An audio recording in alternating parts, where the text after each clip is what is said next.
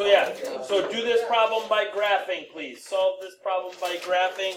Again, I remind you that you have no idea who used the calculator before you, so you probably want to start a new document.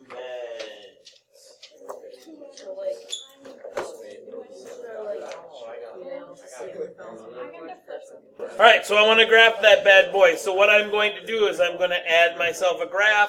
In that graph, I'm going to add myself an absolute value of 2x minus 1. I'm going to graph that one. Yay! And then I'm going to graph a 5er in there. Yay! And then I'm going to pull this down a little bit so we can see it. Love it. Yeah. One might say, yayasa. Okay? Then we're going to find the intersections. Analyze the graph. I'm going to find an intersection right there is 1. And then I'm going to analyze the graph and I'm going to find an intersection and there is 2. Yayasa. There's my 2 intersections. Love it. But now, Tapethel breaks this capture the, it's like capture the flag, but it's capture the page. Once in a while, I can do some magic. Okay, so now this is saying right that we want where the absolute value is bigger than 5. So that means I want up here because this is bigger than 5, and I want over here because that is bigger than 5. Okay, and then it said state the answer using interval notation. Well, that interval then would be from negative infinity all the way up to negative 2, not including negative 2 because it was not a greater than or equal to 1. It was just a greater than, unioned with 3 to infinity. So that, ladies and gentlemen, would be the solutions to that. Yes, ma'am.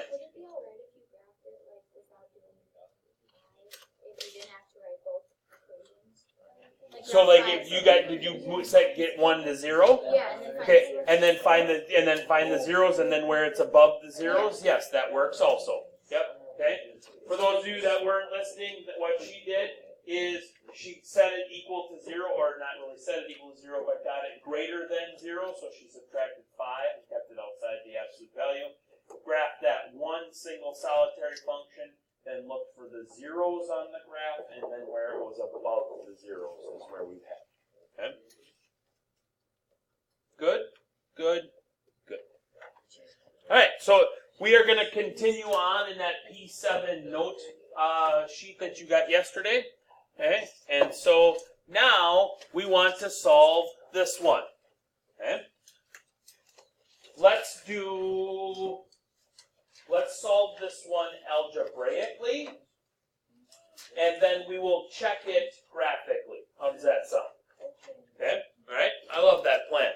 Okay, so if I'm going to solve this one algebraically, I'm going to have to set up 2 equations. My first equation is I am going to set this one up kind of as just as x minus 5 over 4, and I'm going to say that that equals 6. Okay. My second equation that I am going to solve algebraically is going to be x minus 5 over 4 equals negative 6. And I can just write negative 6. If there were variables over on that side, I would have to take the negative of that whole side. Okay. Quickity quick solves.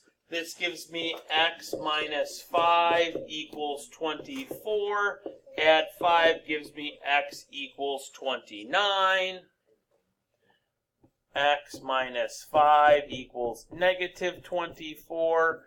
X equals negative 19. Agree? Hopefully we are not agreeing to disagreeing. Okay? So I care about negative 19 and I care about positive 29. So I need to test some points that are outside that range. Okay? So first off, I'm going to test 0. Because if it's true in the middle, then it's a middle one. If it's not true in the middle, then it's a row the boat type of one. Okay? With absolute values, it's either going to be in the middle or it's going to be on the outsides. Kind of confirm, like, if we have to show work and draw an underline, that they don't have to be even. Like, we can write negative 19 and 29, and you don't have to space it. So you can do that, like, on the test. Yeah. Great. Yeah, because that's the only two numbers that I care about. I don't care if you would have put, you know what I mean? You could have done this. For all I care. You know what I mean? Yeah. Yeah. Yep. Okay? So if I put 0 back in, now where am I going to put 0 back in? Way up in my original one, right? Yep. Okay, so if I put 0 in, 0 minus 5 is negative 5. Negative 5 divided by 4 is negative 5/4, which is negative 1.25. Absolute value is positive 1.25. Is positive 1.25 less than or equal to 6? Yeah, that's a truth, Venus.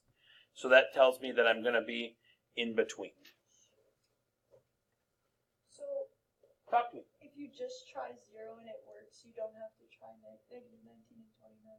Like on the outsides? Yeah. Well, I mean, we can, but they're going to be false, right? Because let's think about this logically. Let's go with negative 23 out here. Okay, with me? Negative 23 minus 5 is negative 27, or excuse me, negative 28, divided by 4 is negative 7. That's why I chose it. Okay, right? So I get 7. Absolute value of, because absolute value of negative 7 is 7. 7 is not less than 6. Yep. It's either going to be rowing the boat or picking up your luggage. Okay? All right? So the answer here then would be, since we are equals to in that component, the answer says it's going to be between negative 19 and positive 29. What's up? Did you put a closed circle like on the? These? Yeah. If we were asking you to graph it, yes, you would. But we are just asking for the interval. 9 times out of 10, we'll just ask for the interval. But yes, if we're graph this number line, it would be closed circles there because of the equals component. Okay? Confirming on the graph.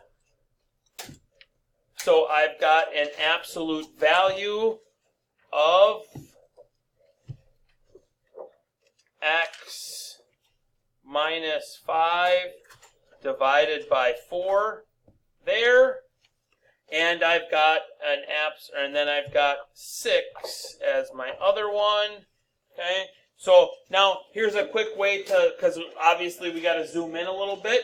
If you grab onto your axes and slide it in. Okay, there we go. There's those. Let me get these out of the way. Quick intersections. Let's try that geometry intersection. We tried that points and lines. That's really good. Intersection points. We got to pick that one. You don't even have to pick a second. Oh, I didn't have to. It did it already for me. Really nice. Whoa, where'd it go? It comes back. When? Mine does. There we go. Yeah. I just wish I could move it though. But okay. All right, so there we go. There are 2 intersections, and we want it to be less than. Remember, it said, come on down now. It said less than, so we want to be below that purplish line. So shabam, there we go. Okay, we're in. Now let's capture the page.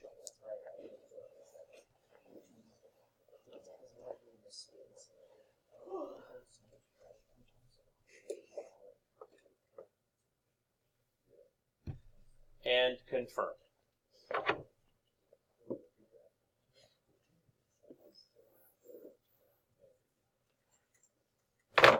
What I would like you to do now is I would like you to try and solve that one. Either you can do it mathematically first. We got plenty of time. Do it algebraically first, and then confirm it with the graphing calculator. So if I want to solve this bad boy algebraically, I'm going to say to myself, self, x squared minus 3x minus 10 equals 0. And voila, two numbers that multiply together to be negative 10 and add to be negative 3 are negative 5 and positive 2. So it is factorable. Then I would say x minus 5 equals 0, so x has got to be 5. X plus 2 equals 0, x has got to be negative 2. So the two numbers that I care about are negative 2 and positive 5. Now, I can do a test point. I can test an x value in my function here on any of those. Okay. I could text a friend. I could remember my quadratics, because this is a quadratic, right? It's an x squared term, so it's going to give me a parabola. So I'm either going to have a u or I'm going to have a elementary school mountain. Okay? Right? And so because I have a positive a value, this parabola is actually going to come through like this. Okay? So that tells me then that I'm going to be on the outsides. If I didn't see that, if I wanted to test, again, it's either going to be in the middle or it's going to be on the outsides. It can't be both. Okay? All right? So if I wanted to test 0, I'd have 0 minus negative 10. And I want that to be greater than 0. Well, negative 10 is not greater than 0, so it's not in here. That's the bad zone. And so then there's the rest of it is the outsides.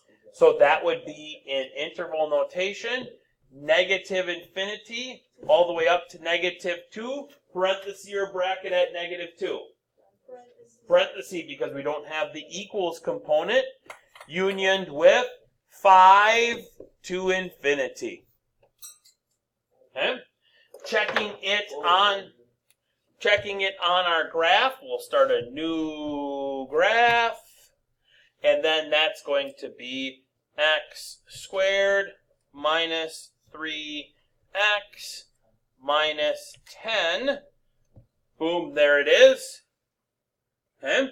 And then I find my zeros.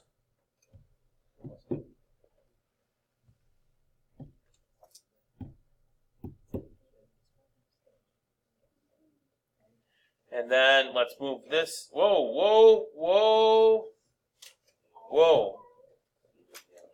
That should be let's control V that. There we go. Back into that. And then so let's move this over here. And then let's move this one over here. And then boom, there it is. We want to know where that function is above 0. So let's capture the page.